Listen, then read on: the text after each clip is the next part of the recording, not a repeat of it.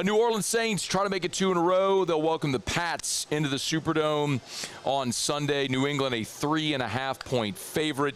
Some of the big storylines we're following this week, obviously, are some of the interesting injury storylines and a return to health, as Les Miles is wont to say, for some guys, including Chase Young, who it looks like is, in fact, barring some setback between now and Sunday, going to make his season debut for the New Orleans Saints. He was obviously the Saints' highest priced free agent ticket with re-signing him.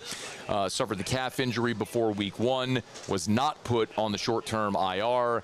Instead, was left on the active roster and missed 5 games. Well, Chase Young was a full participant in Friday's practice. So again, barring some setback, which, knock on wood, Chase Young will make his season debut, and a good time for it, which means he'll likely be lining up against former LSU Tiger Will Campbell as the Saints' right defensive end against Will Campbell, the left tackle.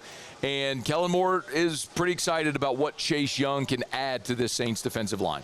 Happy to see him out on the field. He deserves it. He's earned it. He's had an excellent week of practice. He's done an excellent job, and certainly there'll be some juice and excitement for him just to get out there. I think it'll bring all the other guys a little more juice as well. The other thing that Kellen Moore also talked about was just that rotation, right? Because you've had Carl Granderson and Cam Jordan primarily in that spot. Well, now what that gives you is options and a bit of a rotation, as you mentioned on Friday. Yeah, just more depth. Obviously, with Grando and Cam taking a ton of reps, getting Chase in there will help that rotation a little bit. Chris will still be rolling. And so we feel like, now you got 4 players that all rotate a healthy dose in there. And I think that'll be great to keep those guys fresh and ready for those passing situation rushes. If you're just looking at defensive snap count, just for context here, okay, about what adding Chase Young to this defense will mean.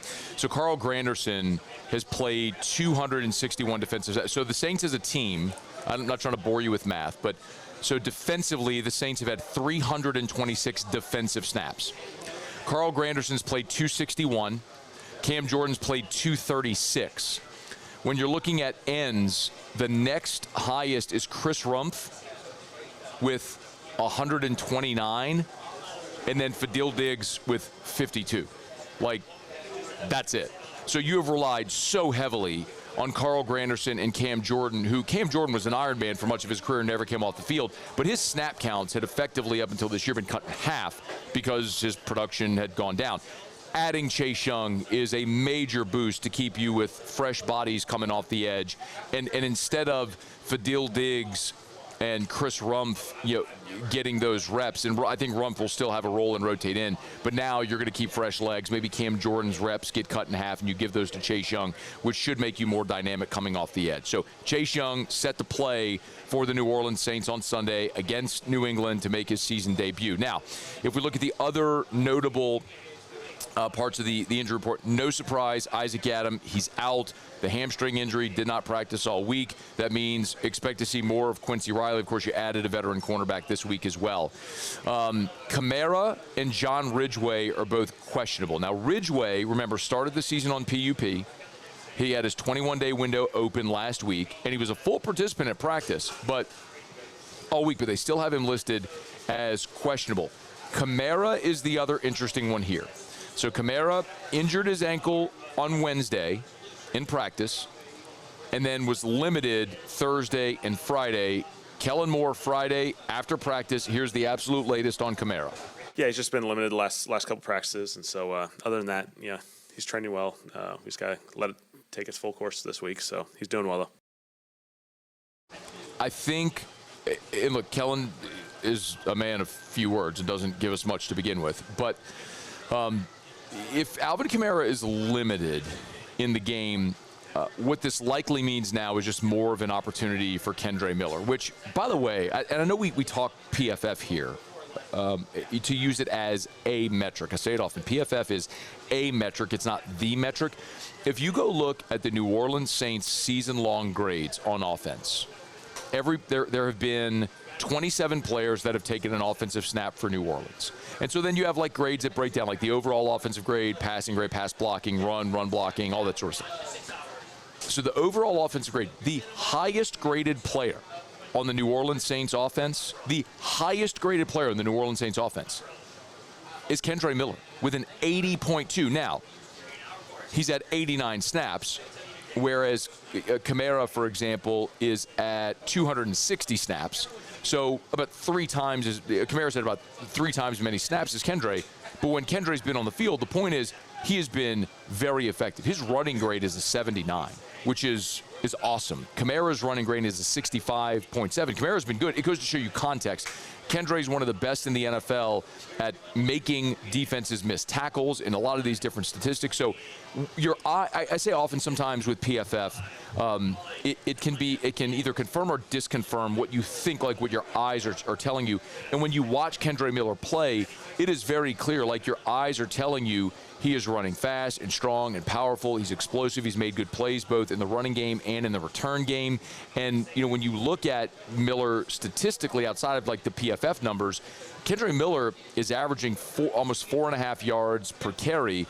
And that's it's impressive. I mean, Kamara's at 3.9. So, you know, and that's even without the real explosive play. I mean, Kendre's long run of the season is only 18 yards, same as Alvin, which means he's doing damage in that short and intermediate range. So I think that's fantastic to see. And by the way, that's one of the things Kellen Moore, like as I look at Kellen Moore's sound bites, his answers to questions, 8 seconds, 11 seconds, 15 seconds, 14 seconds, 6 seconds.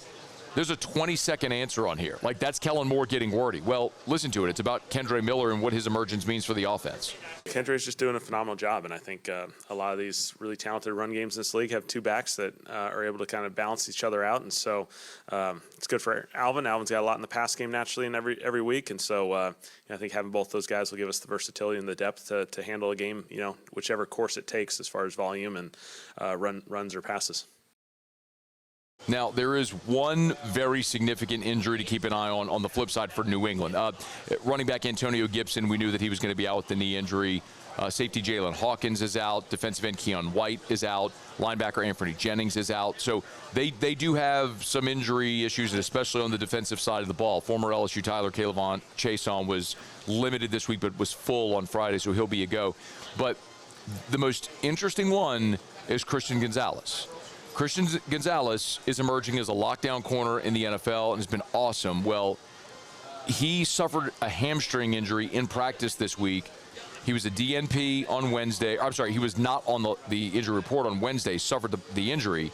Then Thursday, Friday was limited. He is officially listed for this game as questionable. So if they do not have Christian Gonzalez to lock down one side of the field, that is a massive loss for the New England Patriots. Mike Vrabel on Friday gave the brief update on Christian Gonzalez's status for the game. Christian will be questionable for the game. We'll continue to monitor him and see where that goes, and try to make a decision at 10:30 Central Time, 90 minutes before the game. So that's where we're at, and we'll have to have a plan if he doesn't go, and we'll have a plan if he does go, just like everybody else. So very non-committal there. And look, for a New Orleans Saints offense that has not been explosive. They have been efficient to the point that they've protected the football with Spencer Rattler, but they have not been explosive. New Orleans is 25th in the NFL in passing offense. I'll remind you, there's 32 teams. They're 25th out of 32. Only 190 pass yards a game. So they have struggled to get going through the air. For context, they're 14th in rushing offense, right in the middle of the NFL. But this is one of those instances where if you take away the opponent's best cornerback and they're already down a starting safety who's out for the game, this might give you some opportunity to make plays in the secondary. So follow that on Sunday whenever they ultimately make the final designations for who's in and who's out. Keep an eye on Christian Gonzalez from New England. Great opportunity for the Saints to go make it 2 in a row. They're at the Dome. They're at home against New England. As it sits right now, the Pats are a 3.5-point road favorite in New Orleans. Hey, thanks so much for watching. Please leave your comments. I love to interact, and be sure to hit the red subscribe button below.